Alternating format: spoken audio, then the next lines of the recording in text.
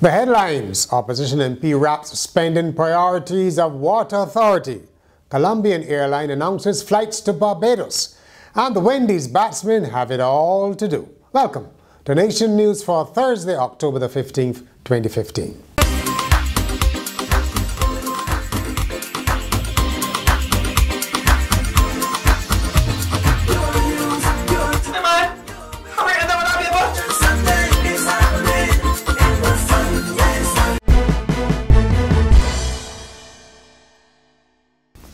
Thanks for joining us. First, we hear that a driver escaped uninjured when a concrete mixer truck overturned at Lears, St. Michael. Kurt Bushy, an employee of Ready Mix Limited, was the sole occupant of the vehicle. The accident caused a backup of traffic in the area. An opposition MP says the millions of dollars spent building the new high-rise offices of the Water Authority could have been better used to build desalination plants to deal with the current outages. Some parishes are reeling from water shortages, among them St. Joseph, which Mr. Marshall represents in Parliament. He said his constituents do not begrudge the water employees better working conditions, but are suffering from the constant lack of water. While commending the BWA for its mains laying program, Mr. Marshall said there may be no water to push through the mains as a result of the predictions for low rainfall. The Colombian airline Avianca says it will begin flights from its home base in Bogotá to Barbados from December. The new flights will operate twice a week on Wednesdays and Sundays using an Airbus A318 aircraft with both business and economy classes. The first flight is on December the 2nd. It's the sixth airport served by Avianca in the Caribbean, with regular services already being flown from Bogotá to Aruba, Curaçao, Havana, and the Dominican Republic's Punta Cana and Santo Domingo.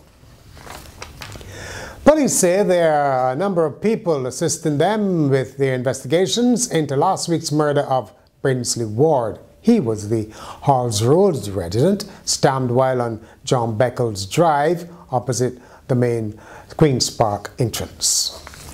Flow says its fiber optic cable, which promises faster and more reliable telecom service, should be installed all across Barbados by next month. However, Managing Director Neil Shee says this does not mean that every consumer will be connected at that time.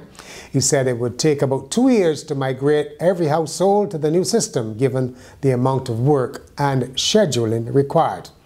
Each of those migrations requires a physical truck roll. Someone has to go out to the customer, has to call them, schedule a time to meet with them, has to go into their house, change out what they have, run a cable in. And as you can imagine, if you want to work the maths on doing that 100,000 times, it's A, very expensive, but that's our commitment, we're doing it. But B, it's very resource intensive, it takes time. So for people to go knock on the door, so we are doing it. We've completed you know, probably about 15,000 in the divested area. So we have a significant number of those migrations already started, and we're working our way through it. If I could wave a wand and get them all done in one quick view, if we could, I would.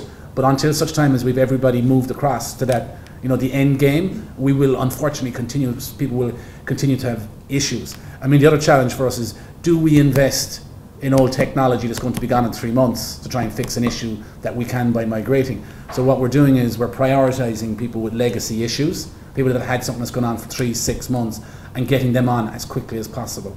He was speaking during a media briefing and tour of the company's new Warden's office. Cambermere student Kevin Walton, who died recently of cancer, has been hailed as an inspiration.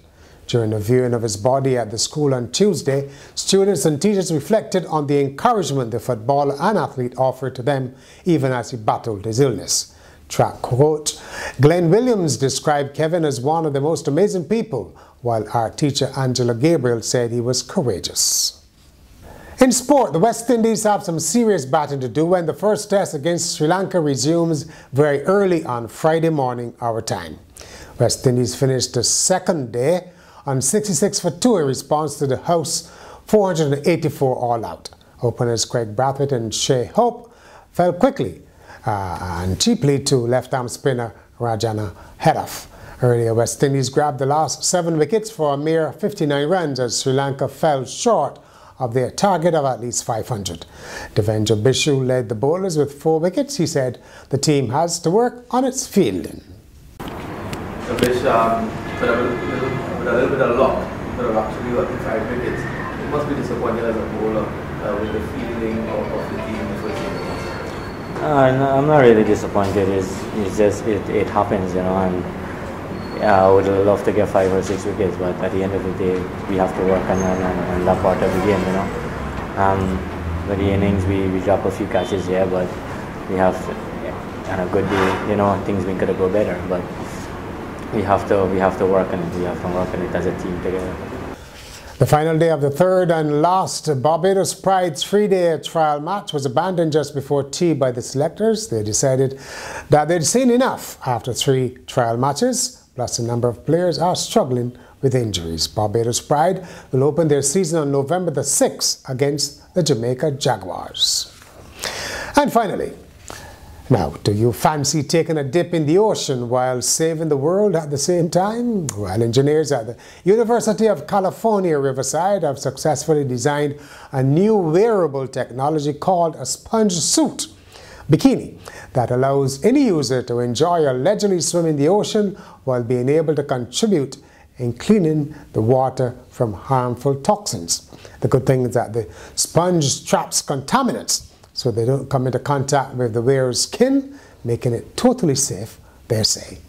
And that's Nation News for Thursday. For more news, log on to nationnews.com, as well as YouTube, Facebook, and Twitter. And remember to pick up your Weekend Nation on Friday or subscribe to our e-paper.